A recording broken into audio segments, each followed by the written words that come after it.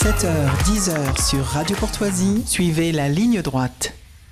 Et nous sommes avec Vendry de Kerpel. Bonjour Vendry. Bonjour Quentin, bonjour à tous. Vous êtes journaliste à l'Incorrect. Alors nous avons fait une table ronde, c'était hier sur la dernière une de l'Incorrect, l'euthanasie, la grande confrontation, avec ce débat entre Pierre Manant et Alain Finkielkraut. Donc Pierre Manant qui est plutôt catholique conservateur qui est contre, mais Alain Finkielkraut conservateur aussi et qui est plutôt pour l'euthanasie.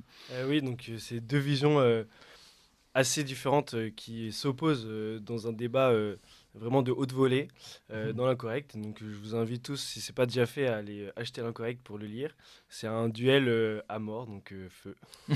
Et bah écoutez, et puis il y a aussi, vous avez écrit un article là-dessus. Alors moi j'ai fait un entretien et une recension du livre d'Arnaud Beltrame, Oui. Sur Arnaud Beltrame, justement écrit par Julie Grand, qui est Voilà. otage, qui est passé ici d'ailleurs. Oui, qui est passé ici avec un témoignage bouleversant, Ouais. Julie Grand. Alors vous êtes avec nous ce matin, Vendry, pour nous parler des européennes et nous faire un petit état des lieux de ces européennes qui arrivent à grands pas. Vous vouliez nous parler de politique, donc.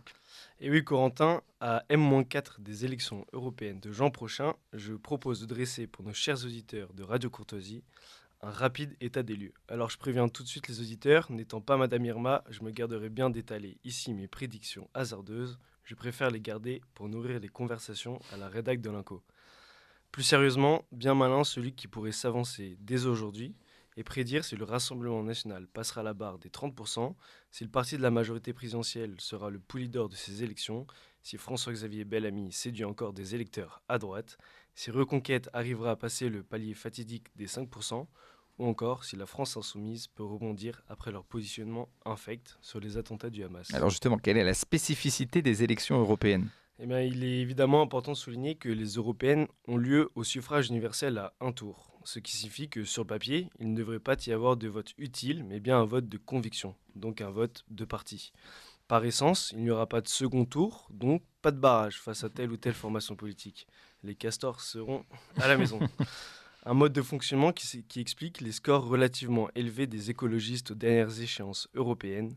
En 2019, Europe Écologie Les Verts avait atteint la 3e place avec un score de 13,48%. Alors très bien, mais concernant les élections du 9 juin prochain, le match n'est-il pas joué d'avance avec la stratégie du duel entre le RN et le parti de la majorité ? Et Corentin, vous avez bien raison de mentionner cette stratégie. En fait, très tôt, l'installation d'un duel entre Marine Le Pen et Emmanuel Macron s'est imposée comme la stratégie incontournable de cette élection.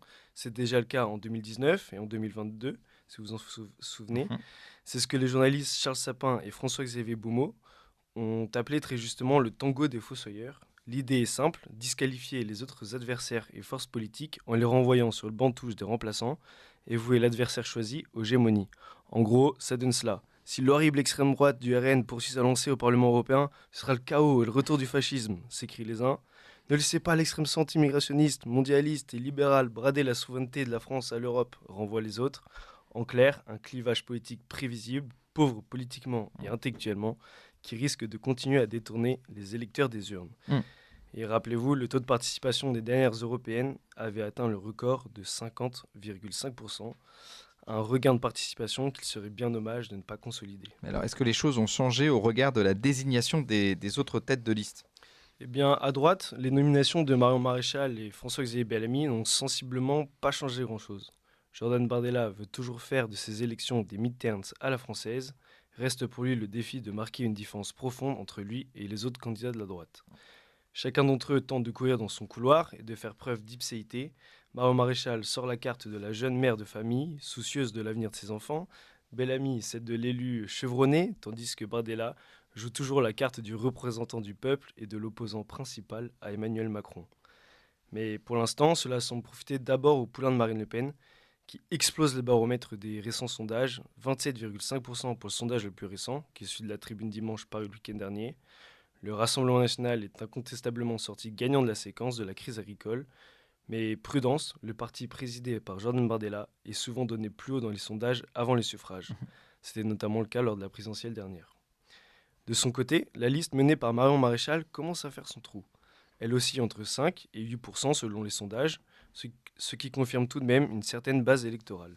La semaine dernière, le parti d'Éric Zemmour a d'ailleurs rejoint le groupe ECR, celui des conservateurs et réformistes au Parlement européen, un coup politique qui permettrait aux élus de Reconquête, s'il y en a, de siéger dans un groupe qui pèse et dont les alliés sont parfois au pouvoir dans leur propre pays. C'est le cas en Italie, en Finlande, en Tchéquie ou encore en Suède. Et alors à gauche, où en est la gauche dans ces élections européennes? Si on regarde la gauche, il va falloir sortir la loupe.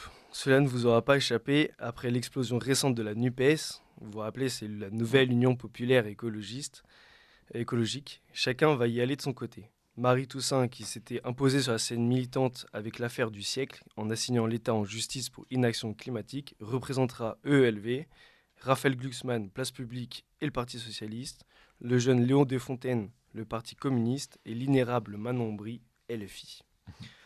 Et cette absence de compromis à gauche et la gauche va irréfutablement en pâtir. D'après les derniers sondages, le Parti Socialiste est mieux parti que celui de Jean-Luc Mélenchon. Les études d'opinion placent les socialistes dans les alentours de 10%, tandis que la liste menée par Manon Bry devrait réunir 7% des suffrages. Et si la France insoumise se dirige droit vers le camouflet, ce n'est pas sans surprise. Entre le refus de désigner le Hamas comme groupe terroriste, le comportement indigne de leurs députés à l'Assemblée et les autres sorties médiatiques catastrophiques de leurs représentants, les insoumis ont tourné le dos à une bonne partie de leur électorat. La récente campagne de Mathilde Panot, les riches, les racistes et les golfeurs votent et vous, confirme cela. En clair, les amis de Mélenchon tombent dans les poncifs et ça ne plaît pas aux Français. Au fond, c'est à droite que se joueront ces élections. Côté LR, ce sera peut-être l'occasion d'enfoncer le dernier clou du cercueil. Côté Reconquête, légitimer l'existence d'un parti tout juste naissant. Et côté RN, continuer de s'affirmer comme une force politique capable d'exercer le pouvoir. Aussi, elles permettront surtout aux Français d'infliger une énième humiliation au camp Macron. Oui, merci à Vandit Gerpel pour cette chronique. Alors évidemment, vous parlez de ces trois candidats, à la fois Jordan Bardella, Marion Maréchal et puis donc François-Xavier Bellamy. Vous aviez fait une à l'incorrect où on voyait bien que les jeunes des Républicains, les jeunes de Reconquête et puis les jeunes du Rassemblement National pour pensaient à peu près la même chose. Pourquoi il n'y a pas une liste commune à la droite pour pouvoir potentiellement gagner? Vous savez, la politique, c'est un peu la comédie humaine. Il faut flatter les égos de chacun. Et je pense que même si sur le fond, il n'y a pas tant de divergence que ça, même si, on l'a vu, Marion Maréchal et ceux de Reconquête veulent vraiment montrer qu'il y a une différence entre eux et le Rassemblement national. Ils disent à longueur de plateau que, par exemple, Marine Le Pen est socialiste en vision économique. Ils disent que eux, ils considèrent qu'il y a un vrai choc de civilisation, que l'islam n'est pas compatible avec la République, ce que dit Marine Le Pen. Donc je pense qu'il y a quand même une volonté de trouver, justement, de faire preuve d'ipséité, donc de trouver son couloir. Mais il y a un dénominateur commun assez fort entre les trois. Qui est le patriotisme, voilà. Incontestablement. Le jeu des partis fait aussi qu'en fait, chacun présente ses candidats à la fin. Donc, Marie Falicon. Même s'ils veulent se différencier, c'est vrai que la droite, c'est assez impressionnant là, pour le scrutin de 2024. Si on additionne quand même les scores annoncés, en tout cas, qu'on attribue à la droite, si on compte en tout cas les Républicains, Reconquête, le Rassemblement National et puis Nicolas Dupont-Aignan ou d'autres, on arrive quasiment à 50%. Donc on a quand même hâte de voir effectivement les scores, les résultats finaux en juin prochain, mais la droite arrive en tête. Et ça, c'est quand même un chamboulement, en tout cas pour le paysage politique français, qu'ils arrivent en tête à l'Europe, c'est intéressant. Louis Rigaudière, pour vous, il n'y a pas véritablement de différence entre Bardella, Maréchal et Non, Bellamy. Ça reste accessoire, mais globalement, c'est une campagne qui a l'air lente un petit peu à démarrer. Il y a une espèce de désintérêt assez global, assez général pour cette élection. Il y a qu'à voir les chiffres des abstentions qui sont absolument colossaux. Il y a un désintérêt global et qui est lié justement à cette institution européenne qui est plutôt opaque et qui est très difficile à comprendre, et on ne comprend pas vraiment les enjeux directs que va avoir ce Parlement gigantesque sur nos vies. Mais d'un point de vue politique, au niveau des partis, c'est vrai qu'à droite, celui qui joue le plus, évidemment, c'est Reconquête. C'est un parti qui est tout juste naissant, comme disait Vandril. Et évidemment, vu sa défaite aux élections présidentielles, il n'a pas d'ancrage encore local, comme les Républicains, qui, eux, c'est voué d'avance qu'ils vont faire un score assez décevant, à minima. Moins de 5. On verra. Mais quoi qu'il en soit, ils ont encore beaucoup de municipalités et de régions. Donc c'est un petit peu leur force. Reconquête joue un petit peu sa survie. Et je pense que c'est pas trop fort de le dire. Franck, vous vouliez... Oui, rapidement, juste pour dire qu'on arrive toujours au même problème, c'est l'union des droites ou l'union des gauches d'ailleurs, parce qu'ils ont le même problème, c'est toujours la même chose. Donc chacun montre un peu sa différence parce qu'il n'est pas pareil que son voisin, mais en même temps, il faudrait qu'ils s'unissent tous, sinon ils n'ont aucune chance de gagner. Et puis il faut peut-être le noter aussi, c'est vrai que, je ne sais pas si c'est le cas dans d'autres pays, mais c'est vrai qu'en France, généralement, les élections européennes passionnent peu les gens et souvent sont plus utilisées comme un référendum, par exemple anti-Macron ou une adhésion d'ailleurs pour ceux qui apprécient ce monsieur.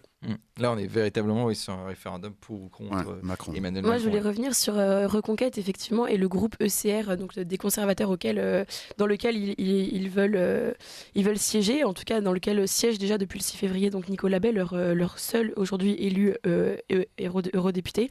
Ce que je trouve intéressant, c'est qu'effectivement, on dit que le match, c'est Bardella Attal, donc c'est le mid, la moitié du mandat, etc. Et donc c'est le bilan Macron à 2 ans de mandat et donc à 2 ans des présidentielles, et que c'est là qu'est le match.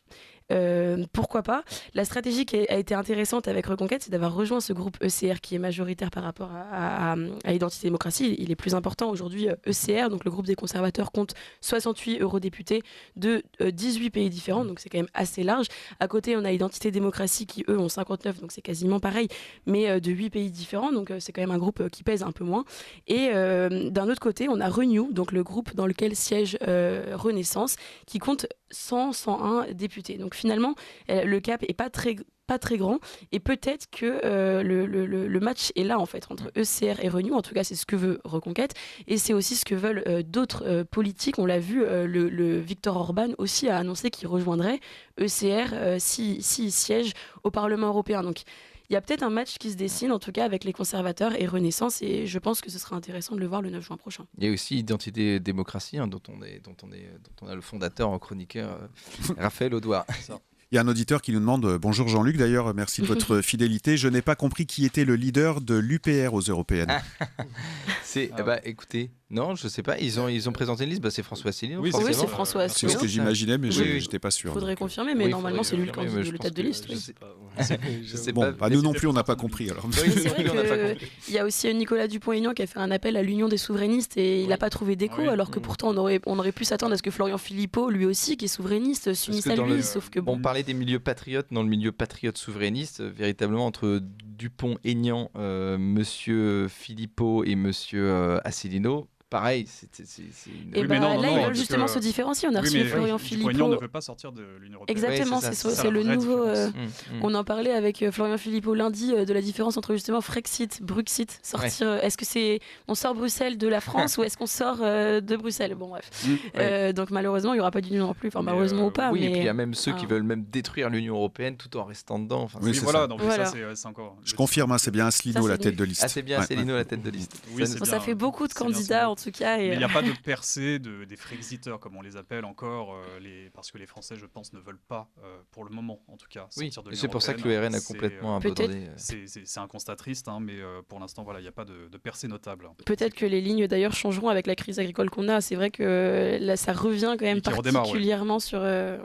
qui redémarre, et on continuera à en parler sur ligne droite. Merci à tous. Merci, Vendrine Guerpel, pour cette chronique. Je rappelle que vous êtes journaliste à l'Incorrect, et puis on invite nos auditeurs évidemment à se procurer le dernier Incorrect sur l'euthanasie, la grande confrontation entre Pierre Manant et Alain Finkielkraut. Merci à tous.